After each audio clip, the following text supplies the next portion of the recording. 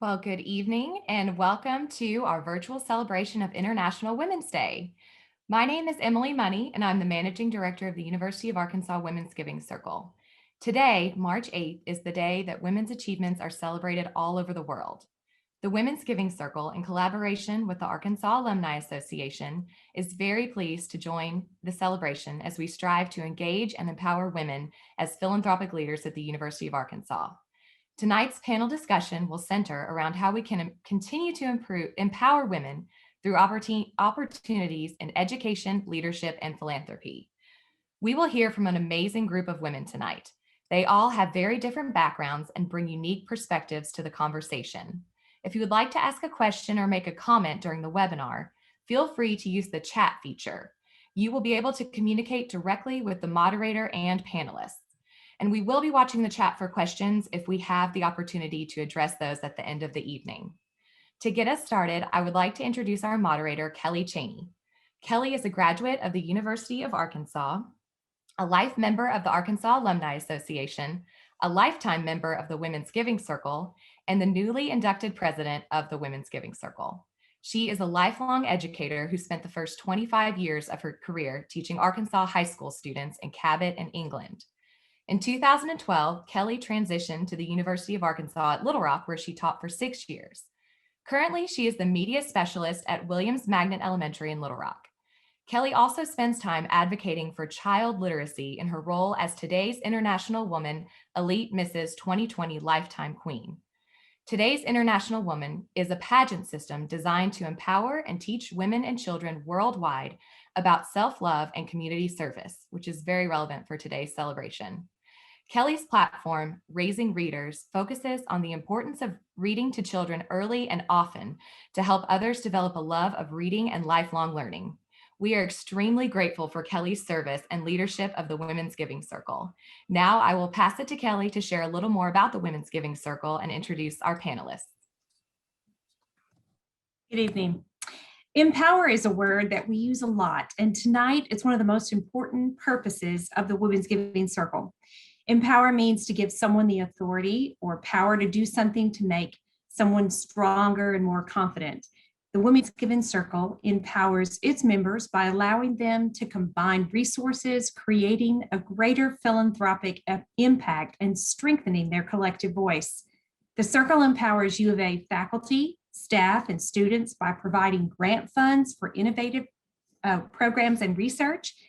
And we empower Arkansans who benefit from the research and engagement with the university. The Women's Giving Circle welcomes women of all ages and is accessible through a range of membership levels. We aim to enrich the quality of life for women and children in our state and nationally. And that is why this celebration of International Women's Day is so important to Women's Giving Circle. So you can help us broaden the conversation tonight beyond this audience by using hashtag UARKWGC and hashtag IWD 2021 as you post on social media tonight. And in fact, we encourage you to post on social media throughout the evening. Tag the Women's Giving Circle on Facebook and share with your friends and all of your networks. We all benefit from having our voices join in the discussion. Our first panelist is Dean Kim Lascola-Needy. Dean Needy currently serves as the first female dean of the College of Engineering. Previously, she was the first female dean of the Graduate School and International Education and the first female department head in the College of Engineering, leading the Industrial Engineering Department. She also held a one-year interim appointment as Vice Provost for Research and Innovation. Dean Needy has co-authored more than 150 papers and is the co-author of the textbook Fundamentals of Engineering Economic Analysis. She has been awarded 38 different research grants from various agencies, including the National Science Foundation, the Department of Education and Construction Industry Institute. Dean Needy is an 8-year member of the Women's Giving Circle, a member of the Arkansas Alumni Association, and former chair of the University of Arkansas Chancellor's Commission on Women. Dean Needy, please tell us a little more about yourself. Thank you for that warm introduction. I'm so excited to be here tonight. I am a transplant to Fayetteville, Arkansas. I was born in Pittsburgh, Pennsylvania, where I actually lived most of my life. But in 2008, I took a chance, and that was to visit the campus and to consider moving here with my family. I had a 10-year-old and 5-year-old son. So most thought it wouldn't be possible because I was working at my alma mater, the University of Pittsburgh, and I was in a town where my family lived. But when I came here, I fell in love with this community, and it was the people that brought me here, the faculty, the staff, undergraduate students, graduate students, and alumni, because I met with all of them during my visit here. And so we jumped in with both feet. Now, I have to admit that I am so grateful to the women in STEM who've come before me. I was fortunate enough to work in for 2 Fortune 500 companies before coming into academia. And I was a benefactor of many initiatives that they had to diversify the community. And so at the organizations that I worked, I had a lot of support.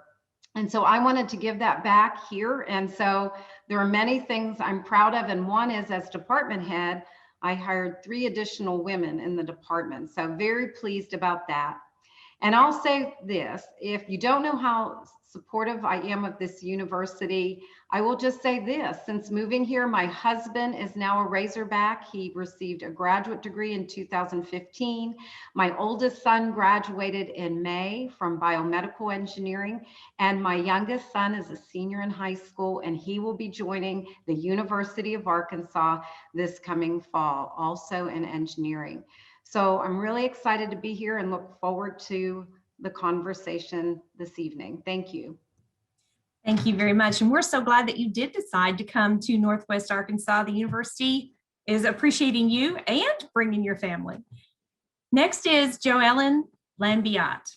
Her career spans more than 4 decades, first in philanthropy, much of it focused on women, and for the last 30 years in international reproductive and maternal health.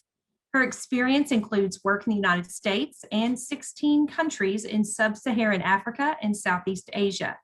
She is also an avid traveler who has been to more than 50 countries, and that alone makes you my idol right there. Joellen's current role is Senior Program Advisor at, you're going to have to say this for me, JPEJO, an affiliate of Johns Hopkins University. She is a former management team member at Management Sciences for Health, a country representative for Pathfinder International in Hanoi, Vietnam, regional Africa representative for Planned Parenthood Federation of America in Nairobi, Kenya, and board president of South Africa Partners. A graduate of Yale University School of Management and the University of California, Lambiotte recently returned to Arkansas, where she grew up, and joined the Women's Giving Circle. Joellen, would you tell us a little more about yourself? Sure. Thank you very much, Kelly, for that introduction. And also, I just really appreciate having connected with the Women's Giving Circle very early on, upon returning to Arkansas. It's just been a great experience. So I just want to say that I'm an example of somebody who has really had a sort of non-traditional career path. I grew up in the 1950s and 1960s, and I will say that the options for careers and leadership for women were much more limited than they are now. So I think we can all, acknowledge how much we have done as women to change that situation. So I was really searching from the very beginning. I didn't know, what I wanted to do. I was very much influenced by the women's movement.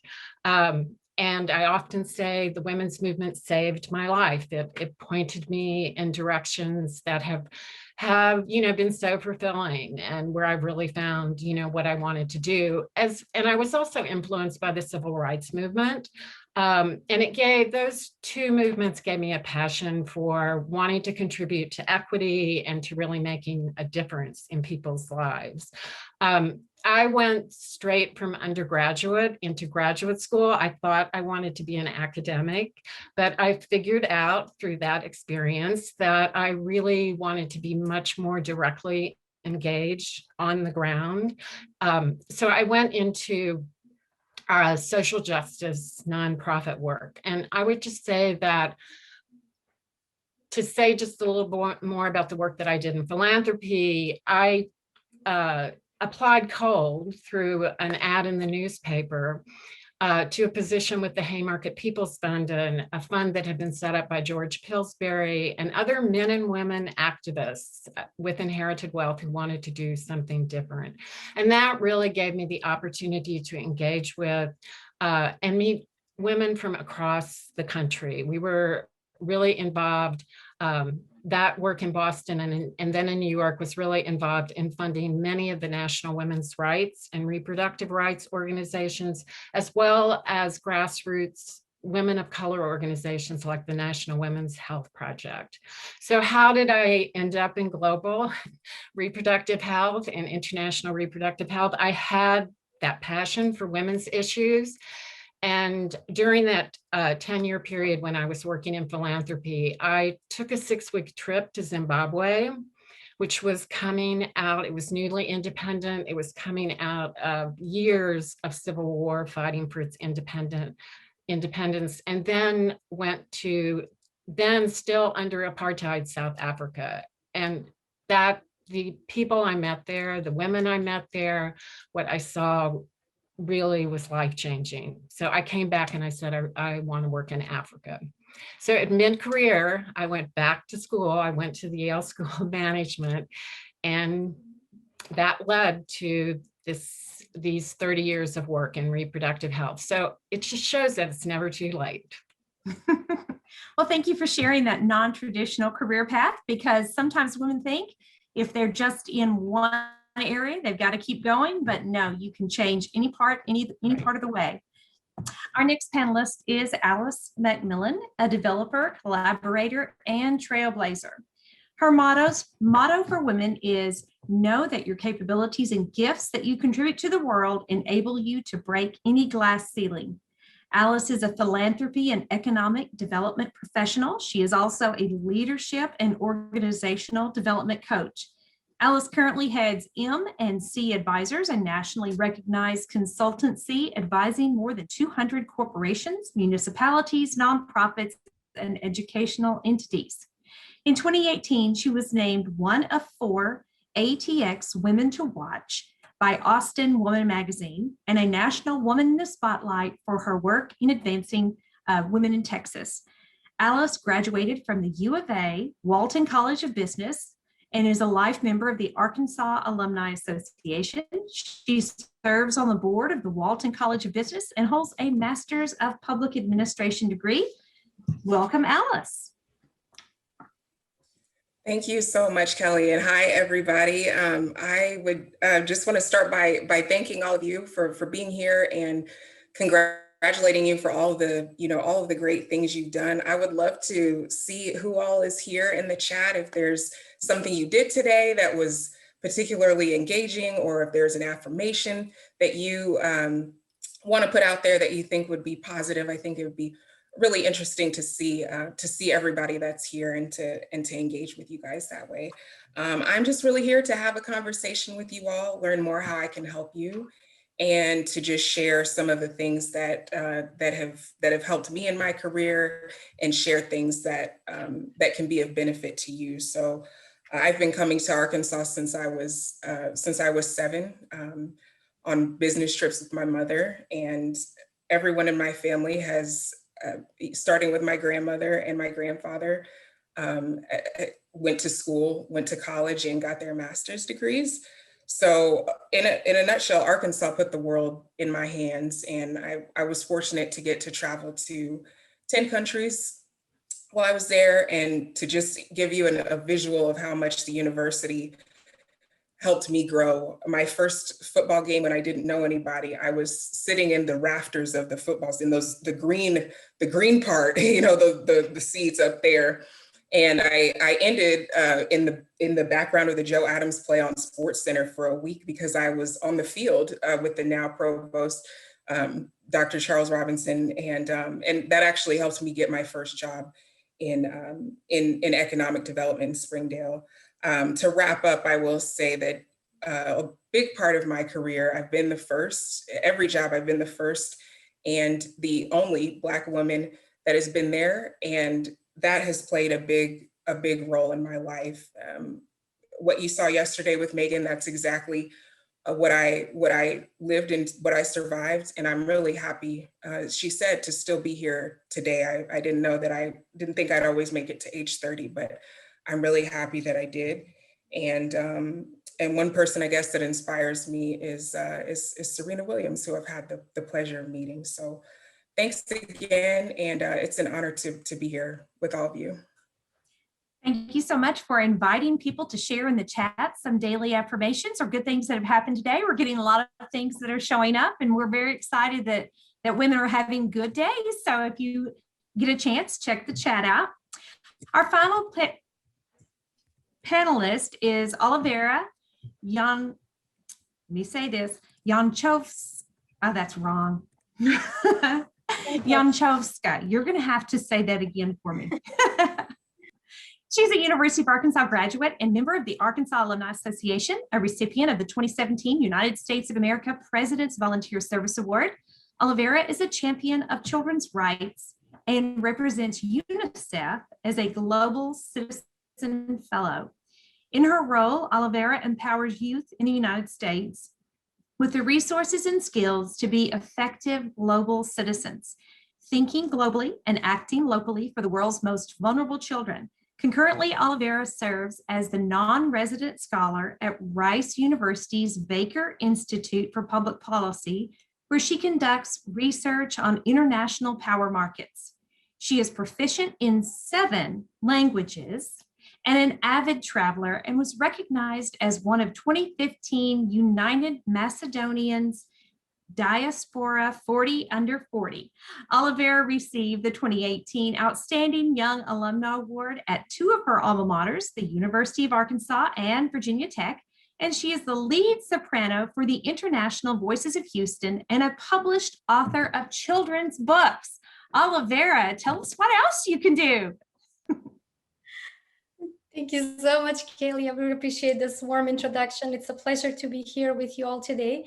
And let me just say happy International Women's Day. It's a wonderful feeling to be just part of this group of panelists who have achieved beyond anyone could imagine. So congratulations to you all. Just a little bit more about myself. I'm from Macedonia, a small Southeastern European country. And I'm from even a smaller town, about 10,000 people, a town called Kriva Palanka.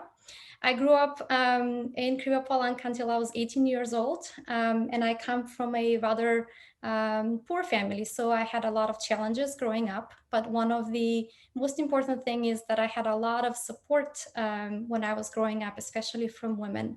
My hero is my mother, who always supported me in my endeavors. And she always said that just do not listen to them if they are trying to put you down or say you're a woman, you don't deserve education. So she always said just to keep going. I was about 7 years old when our first family member graduated with a higher education. My uncle, who had a master's degree in mining engineering, he came over in front of our building, rolled out his diploma, and he said, "Listen, kiddo, this is it. Education is the only thing that can get you out of this." And as a 7-year-old, you might think, you know, kids don't really remember things, or kids don't really pay attention to what others say. But that really stuck with me for the rest of my life. And I always practiced that mantra, education is way out, education is way out. And I always focused on my studies. My turning point was when I fled to Greece. Yes, that's the correct word. I fled. My father was not supportive of education, and so therefore I had received a scholarship to study to a private university in Greece. long story short, guess who helped me escape? My mother, exactly. She packed up my suitcases, woke me up in the middle of the night and said, "You're ready to go. You know, good luck and make us all proud." And years later, I was at University of Arkansas after I graduated from my college at Greece. And since then, I've only seen an absolute amazing things happen, because really education is what made it all happen. I am a proud Razorback. Both my siblings, my brother and my sister, are graduates from University of Arkansas, and I've brought numerous people from my community, especially girls, to join the university as well. So it's just a wonderful pleasure to be part of the community, as well as to be here tonight to share the story and to inspire girls like myself who are often told, "No, you're a girl," or "No, you cannot do it." Do not believe them. Thank you.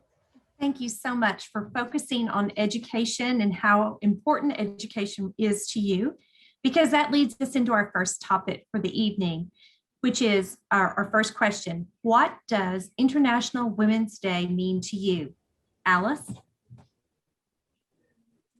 Yes, well, to me, it really boils down to a couple of things. I think the first thing is really is a time to celebrate all women and to uplift all women, and to just validate and reaffirm that they are enough, and that to erase those seeds of doubt that sometimes we can all have. And then I'd also say that this is an opportunity to listen and learn. If last night and last year taught us anything, is that we have a great opportunity to involve and humanize more people in our country, and that, myself included, we all need to listen and without judging, and to learn more, because while it is a fun time to celebrate, it is also time to acknowledge the disparities that exist, so that we can all be a part of the solution in closing those disparities. Some of the ones that I focus on in my work are pay. You all may know women make 77 cents on the dollar as white women. Black women make 62, and Hispanic women make 55 cents on the dollar. And so, looking at that, I also look at sexual harassment and violence, which over a third of women will be victims of that, and for Black women, again, it's higher. It's 42%.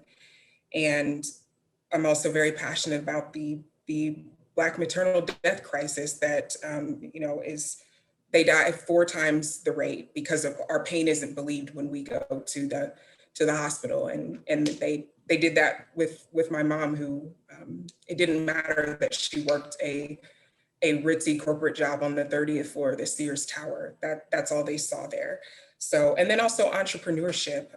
Women are the fastest growing entrepreneurs, especially the multicultural women. And I look at how can we help women start their businesses, start their passions, their dreams, and really get access to capital to begin that. So I would just wrap up with things that you can do is looking on social media, hashtags, book clubs, say her name.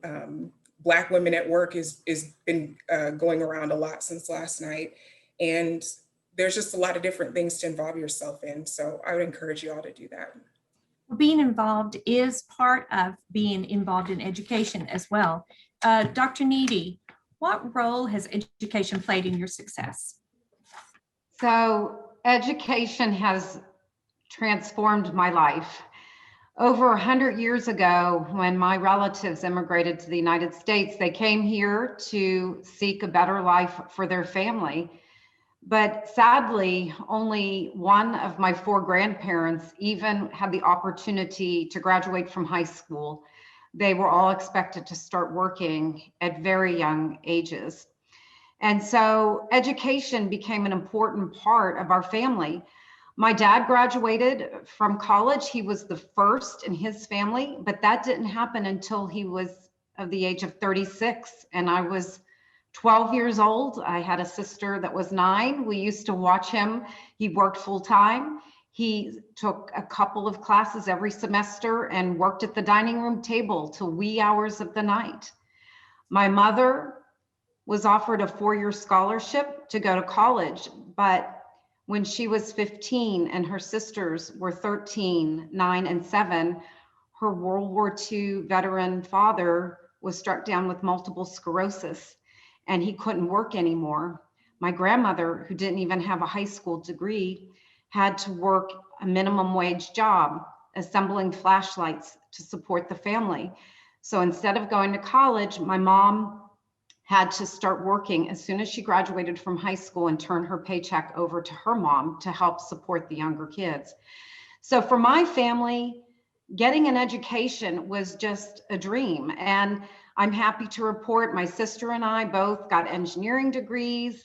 Her 3 children all have degrees, and my children have college. Well, the one has a college degree and the one is heading on to for a college degree, but there's even a higher expectation, and that is to get an advanced degree beyond just an undergraduate degree.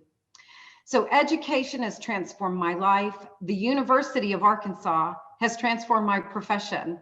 I've had more opportunities here than I couldn't have imagined anywhere else.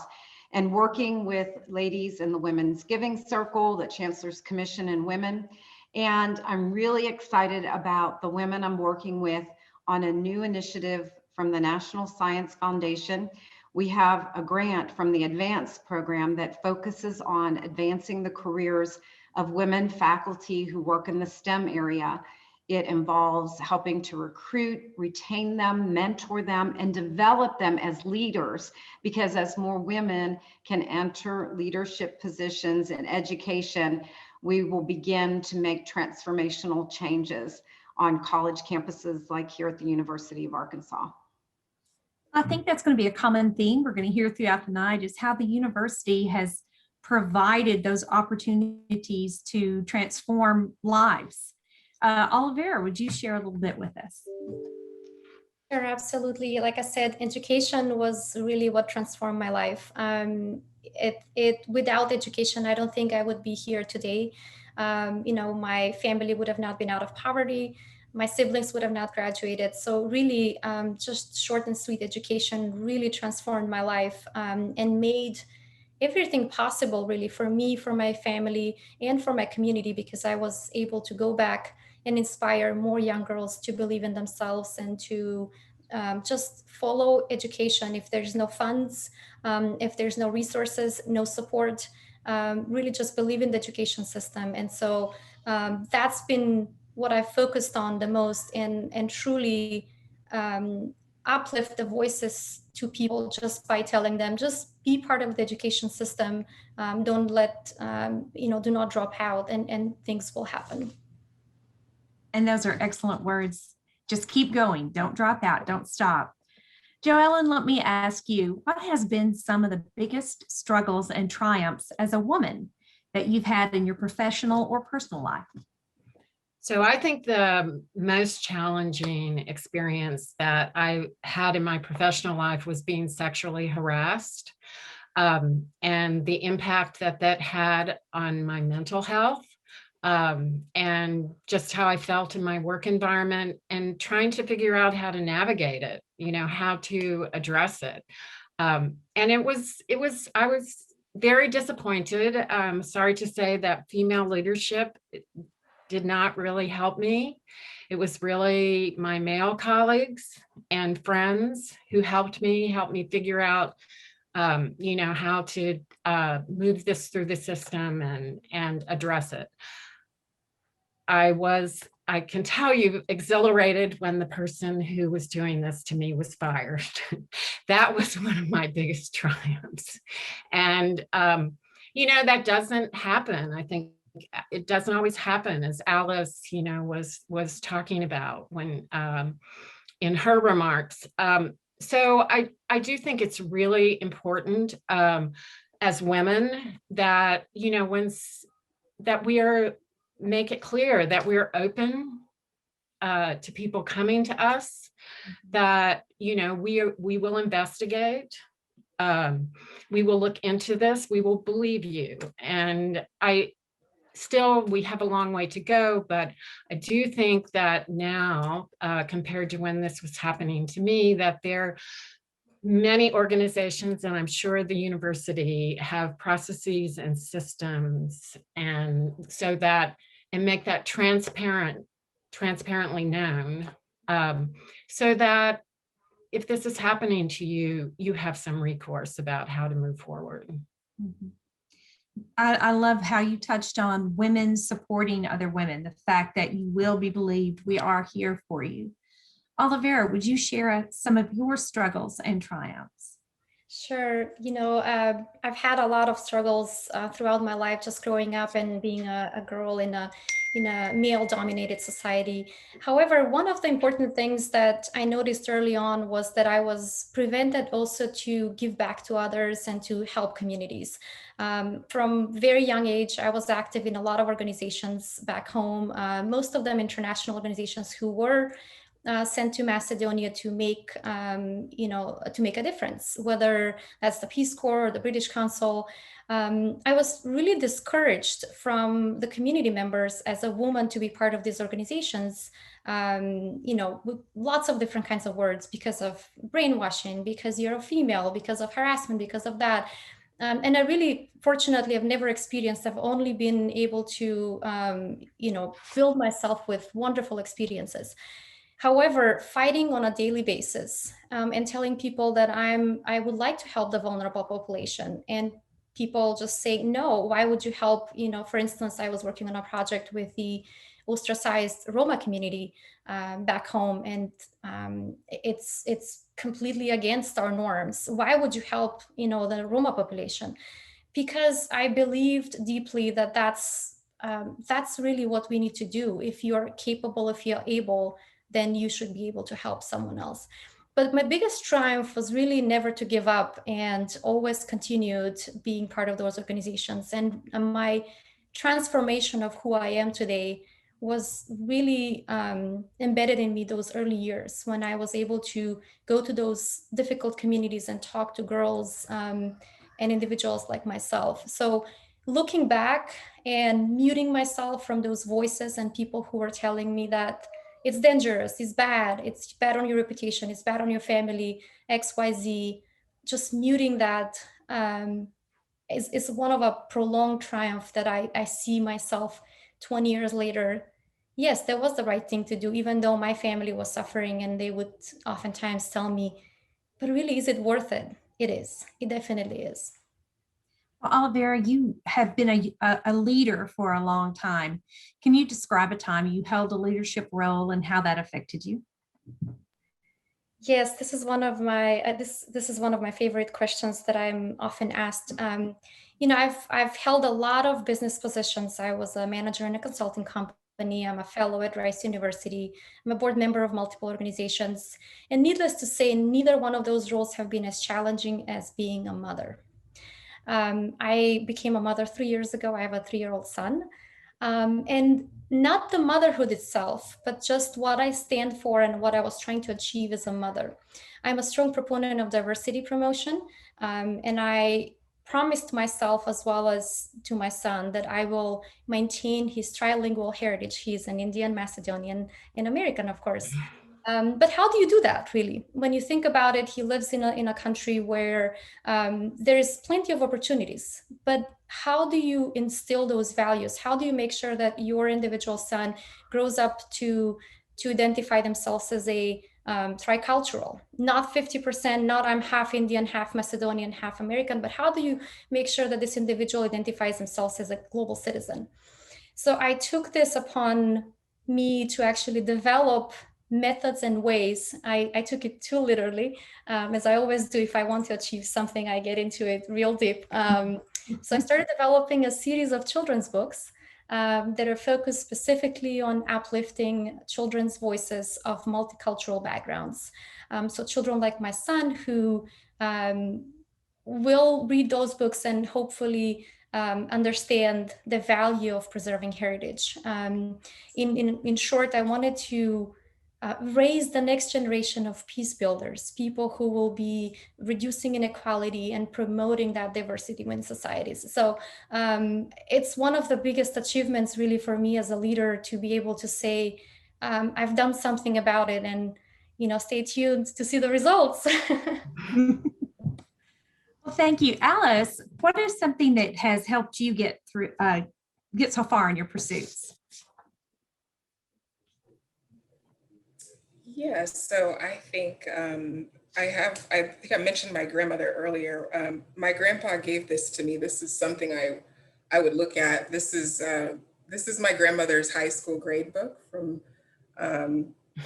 roughly the 40s. And actually, I just noticed this, that my great grandmother's signature is actually in here to sign off on all of her grades. But my grandma's from the Ida B. Wells housing project on the west side of Chicago, and she was born in 1926. So for her to graduate high school and then go straight on to college and delay marriage, and then get her graduate degree with my grandpa at the same time that my dad was an undergrad. I think about all the sacrifices that they made for me. Naturally, I'd also say that the University of Arkansas, I had a chance to make myself uncomfortable. I had a chance to be the only American when I lived abroad in Spain. I studied abroad several times, and that's something I'd encourage people to do, is go try and be the only one somewhere and see how you feel and see how you would want somebody else to treat you.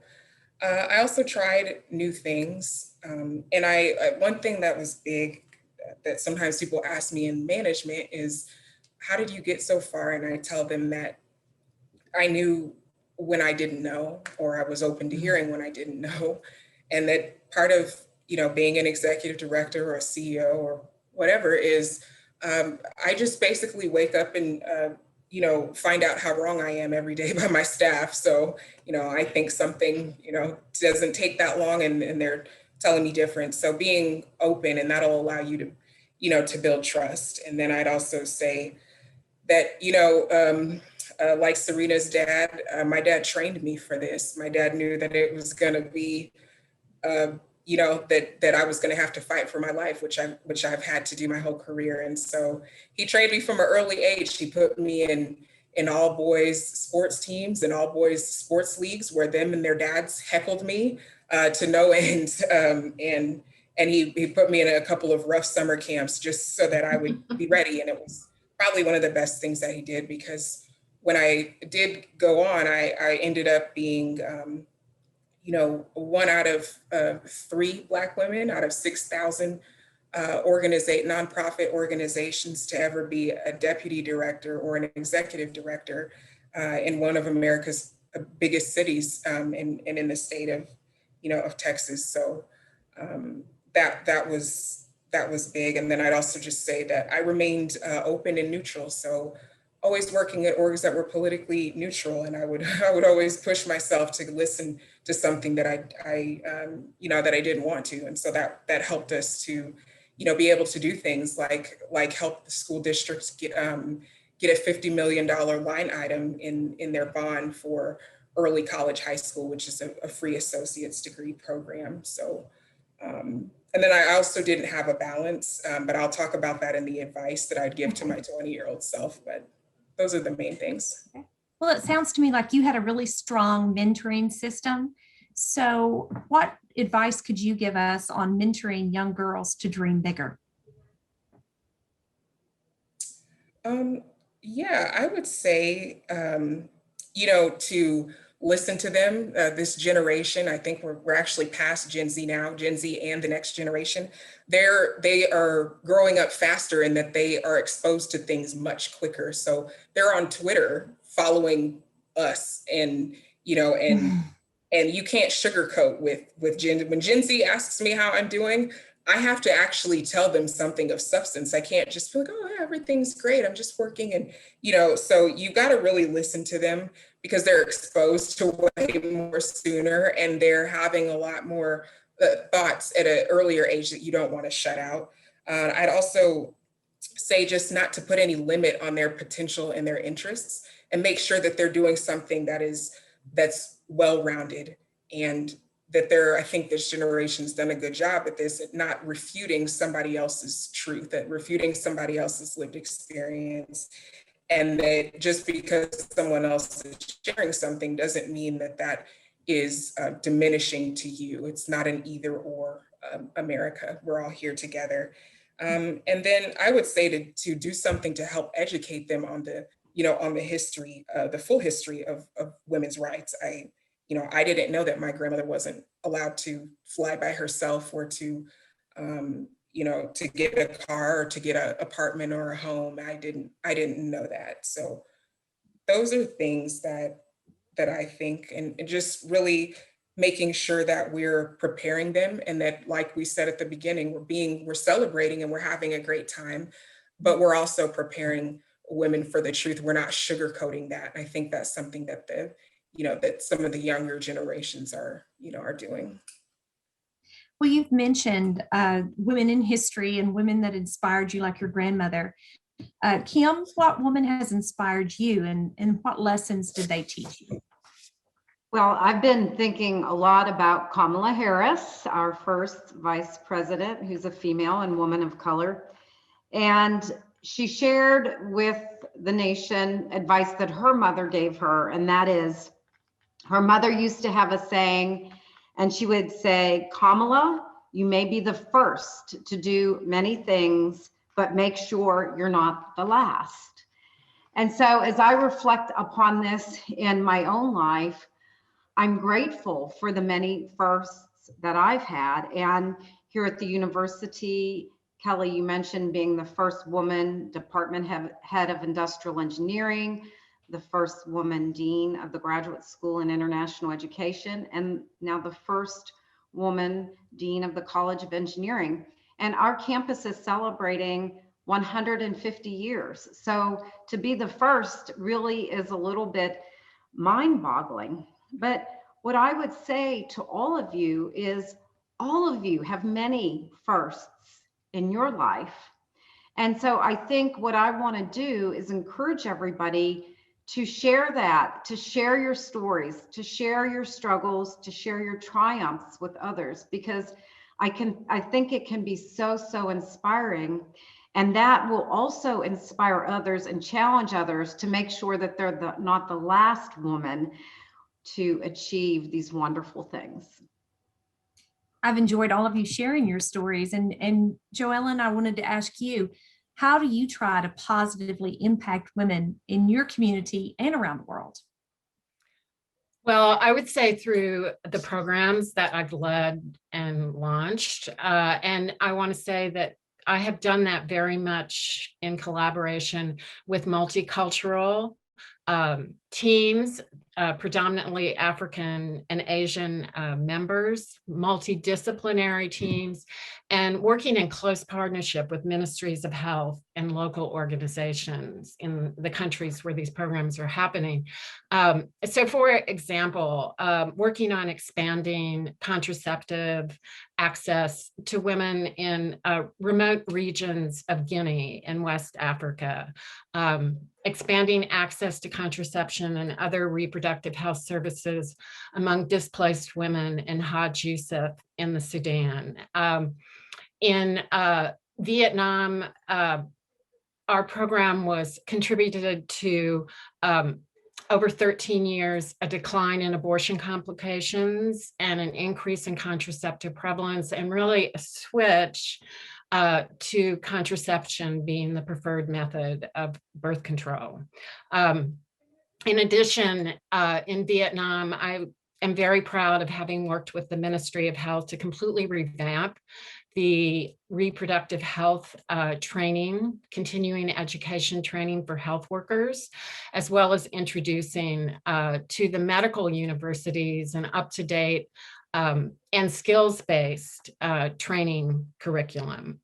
And in addition, I just think I want people to see this is what women's leadership is like. I try to model the leadership that I would like to see. It's decisive, it's inclusive, it's communicative, and it's mentoring and promoting other women leaders. Many of you have mentioned giving back. So let's move into some questions about philanthropy. Joellen, could you go ahead and tell us, how do you give back to people or organizations that provided assistance to you or that play an important role in our society? Well, I think being part of organizations like the Women's Giving Circle and donating and learning more about and engaging with programs at the University of Arkansas, serving on boards of directors. I am a new board member to a young organization called Giving Joy, which is giving seed grants to women entrepreneurs worldwide.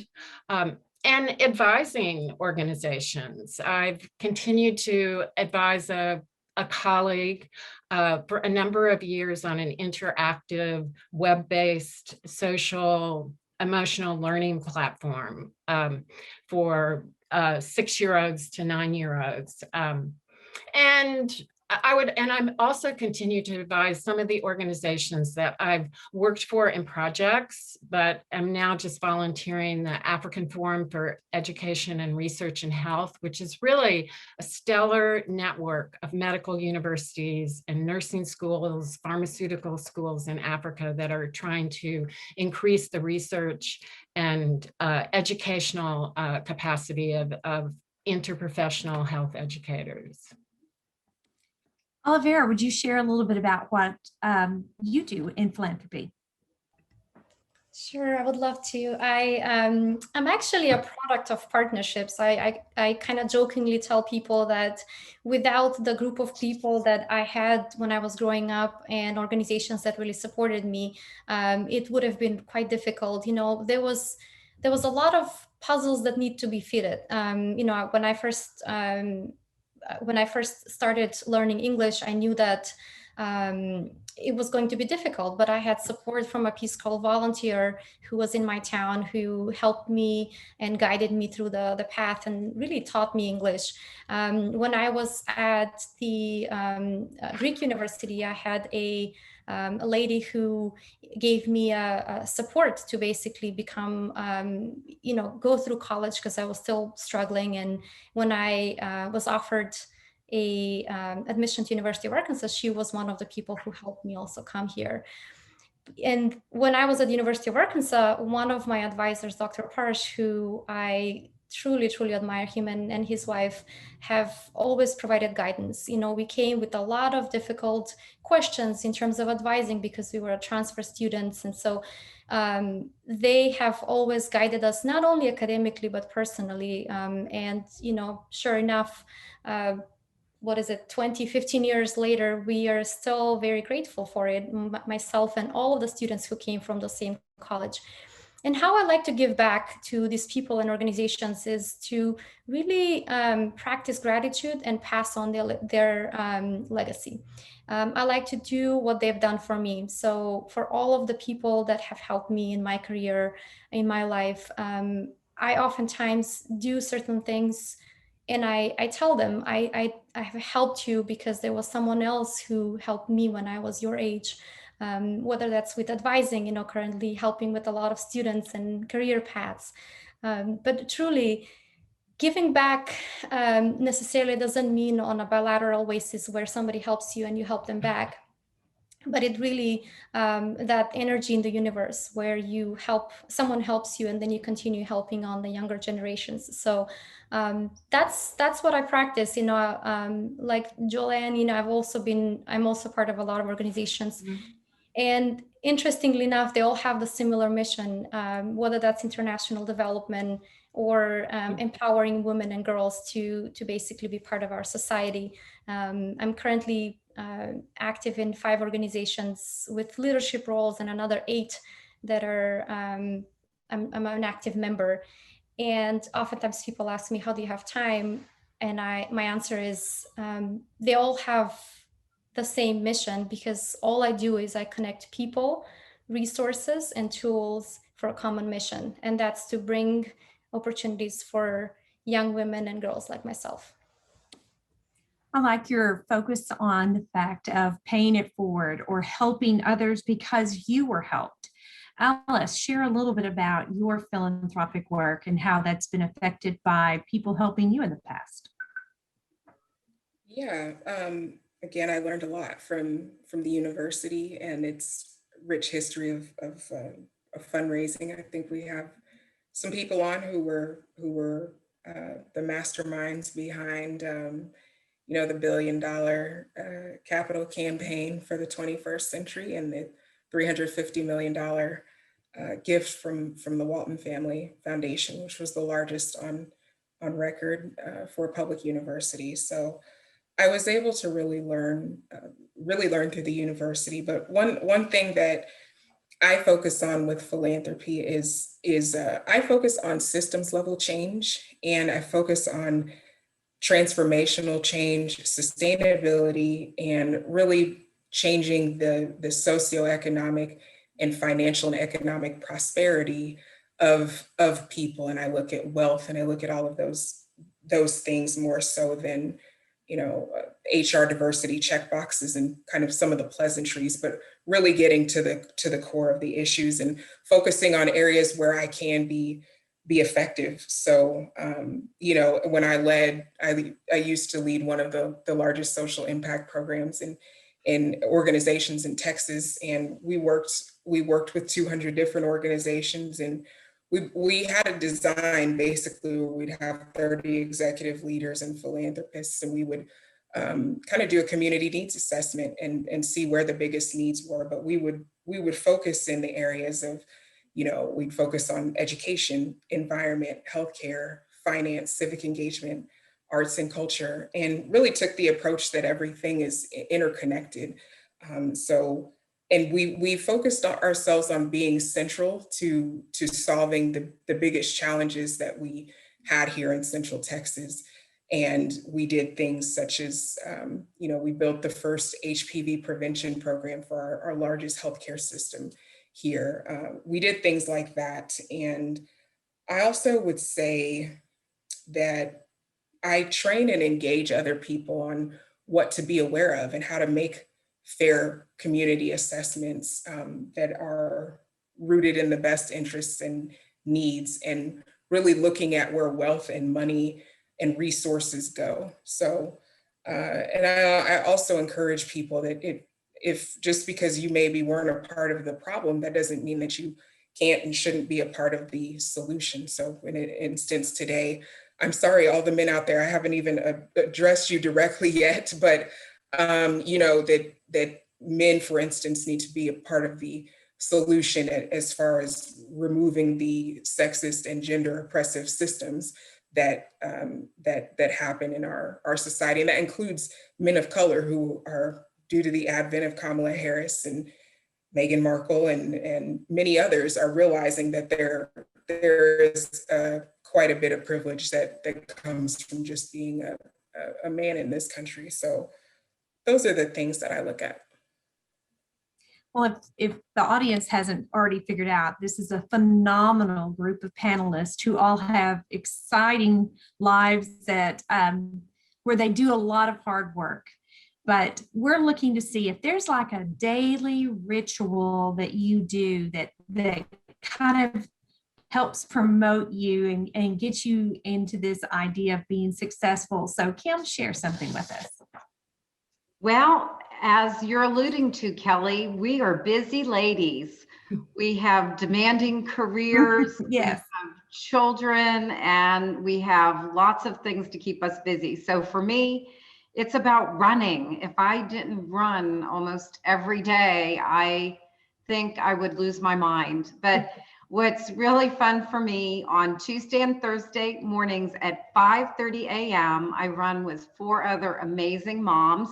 We've been running together since 2009, and we met because we all had kids of the same age. And so we're the mom mafia.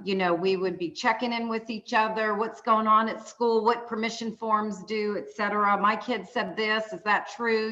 Kind of thing. But we've formed such strong bonds of friendship. I also run with some amazing ladies on Sunday mornings. So these become, your running buddies and lifelong friends. 4 years ago, I started doing yoga and practicing yoga. I didn't think it would be intense enough. Boy, was I wrong. And again, at the yoga class, in addition to healing my body and healing my mind, we laugh and we dance at yoga. So I highly recommend laughter and dancing to have a successful life. I like that you focus on health in all areas. You're academically healthy, you're physically healthy, you're emotionally, you're mentally. You can't just focus on one area of your life. You have to have that well-rounded part of your life.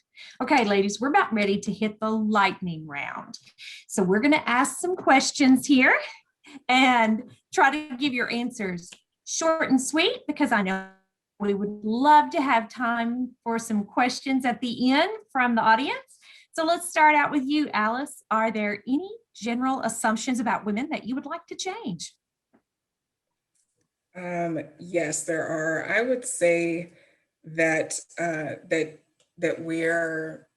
when we share something, to actually believe us. There was, in light of the Andrew Cuomo situation, there was a lot of trolling that was going on. I know I got trolled. And I would also change the assumption, I alluded to it before, that anything we saw last year, that that Black man is not synonymous with Black people or Black women, and that we still earn $1 million less than they do. They're still the #1 killers of us via domestic violence, which they do at higher rates. And that there is, as I tell them, there is not an entire human species out there that is bigger than you, physically stronger than you, and gets rewarded for and feels entitled to prey upon and harass you. So really learning the differences, and that your silence is complacency and your silence is violence, especially when you are asking for the whole world to really look at you. There's a strong legacy of toxic masculinity in our community, in the Black community. And I think with Kamala Harris and with Meghan Markle and Mariah Carey, who also had a similar story, we're seeing that it's long overdue to have that discussion, because we've been the backbone and the catalyst of the community. And then just to wrap up, I would also say that,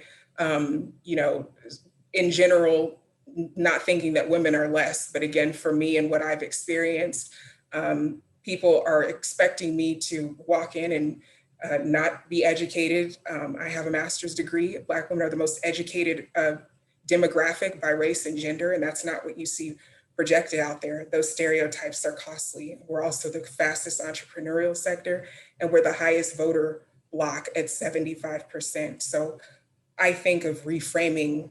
I think of reframing myself and reframing women, and that people can do that more. So you've outlined that we've come a long way, but there is still a long way to go for women. Kim, what advice would you give your 20-year-old self, knowing what you know now? Knowing what I know now, I would say take more risks. Don't be afraid. And I would also tell myself, you are smarter than you realize. So beware of the imposter syndrome. Okay. Joellen, what about you? Well, I would, building on what Kim said, don't be afraid to fail. Learn from failure. If we haven't failed, it means we probably haven't taken enough risk. Keep a diary and take photos. That you will really value that one day, especially if you want to write your memoirs. And then I would say a book that really had a big impact on me was Women Don't Negotiate. And it's about strategies to better negotiate and to not avoid negotiating. And a quote in that book is that women, by not negotiating for their first salary, lose up to $500,000 in lifetime earnings.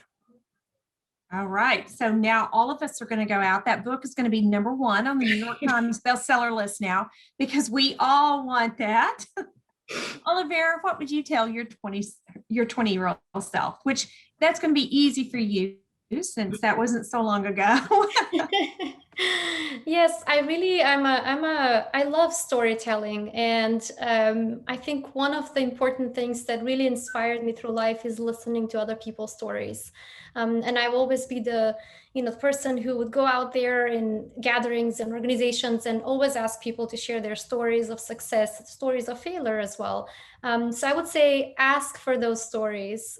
You'll be surprised to hear what all you can learn from people just by storytelling, just by what they've done in life, their experiences in life. And you might be more inclined to take more risks, Kim. And you also might avoid some of those failures, because if you hear other people's stories, you're more likely to just absorb what they have shared with you. So really just go after the stories. They're entertaining, connecting, and on the end of the day, very educational. That's a wonderful thought. Alice, what about you with your 20-year-old self? Yes, I would say to set boundaries. I did not know what a boundary was. That almost cost me. Invest in your mental health and get a therapist and take care of your mental health and wellness. I would also say to not be so gung-ho on proving everybody wrong or trying to shatter the next glass ceiling and being such a workaholic that you are becoming obsessive and that you're not taking care of yourself. And I'd also say to trust your intuition and to, be aware of, any toxicity or codependencies that may be going on. And yeah, I think those are probably the main things I would say. I love how all of you have kind of echoed each other throughout the evening. And I know that I've been very, very inspired by all of you. I feel like I would love to hang out with all of you sometime and pick your brain even more. On behalf of the Women's Giving Circle, I want to thank the Arkansas Alumni Association for collaborating with us to host this event. I asked that Lisey Mckinnon from the Alumni Association, there she is, if you'll share with us a little word from them. Thank you, Kelly. Yes, I'm Lisey Mckinnon. I am the Interim Director of Alumni Communications and Marketing for the Arkansas Alumni Association. And on behalf of our team, many of whom are on this call and members of the Women's Giving Circle ourselves, I want to express our gratitude to these remarkable and inspiring panelists who've joined us tonight. I just feel so privileged to have been a part of this. We're so pleased to be a part of this International Women's Day celebration. The Arkansas Alumni Association and the Women's Giving Circle share many strong women in common, including Sylvia Boyer, who's a past national board president for the association and a founding member of the Women's Giving Circle, as well as Harriet Phillips, another past association president, active member of the Women's Giving Circle, and the driving force behind our $1 million+ alumni scholarship program. Once again, I want to thank our panelists, the women, and our attendees.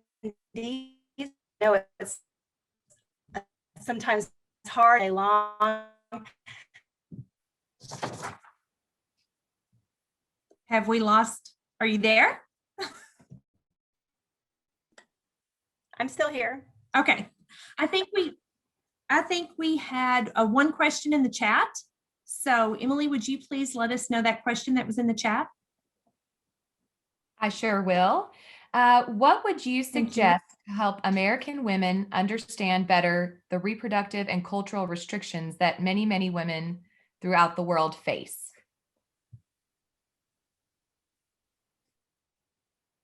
Joellen, Yeah, that sounds like a perfect question. Directed at me. I think read about it for one thing. Read. There's so many, so much written about family planning.